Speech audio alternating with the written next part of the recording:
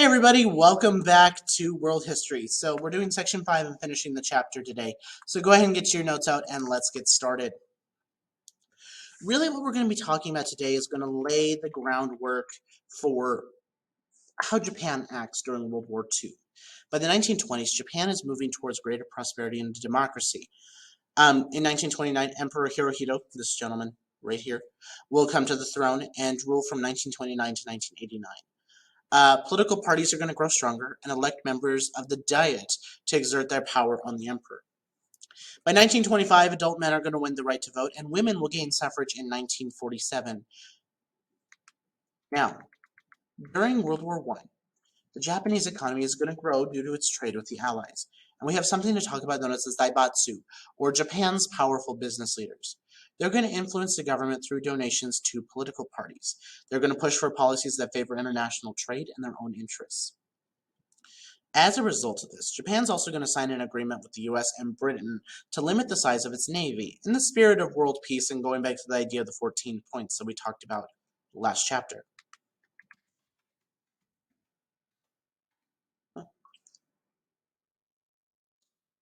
Now, eventually, as we move into the decade after World War I, the economy is going to grow a little bit, but there's going to be a lot of discontent as well.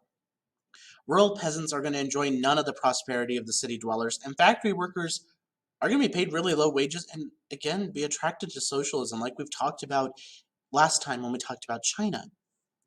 Younger generations in the cities are also going to adopt Western fashions and reject family authority, which is a huge part of Japanese culture. In Japanese culture, your family is your everything. Your respect to your elders is one of the major tenets of their entire society. Now, serious problems are going to continue, and during the 1920s, conservatives, mainly military officers, are blasting the government corruption, including payoffs by the powerful Zaibatsu. They're going to condemn Western influences for undermining basic Japanese values of obedience and respect for authority. To make matters worse, in 1923, let's throw a natural disaster on here. A devastating earthquake, one of the most destructive quakes in history, will strike Tokyo. This earthquake and the fires that followed resulted in the deaths of over 100,000 people. And then we throw the Great Depression on there. Whoop. Excuse me. Trade is going to suffer. Foreign buyers could no longer purchase Japanese goods, and unemployment in the cities are going to soar. With the rural peasants close to starvation, ultra-nationalists are going to gain power. They're outraged by racial policies in the United States, like the Chinese Exclusion Act, that limited how many Asian people could emigrate to the United States. Excuse me, immigrate, not emigrate. They took great pride in their achievements in history and resented the treatment by the Americans.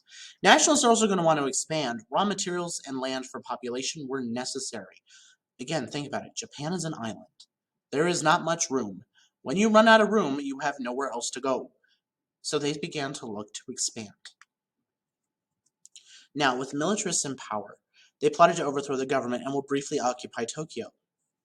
The civilian government will survive this attempt, but by 1937, they'll be forced to accept military domination from the Japanese military.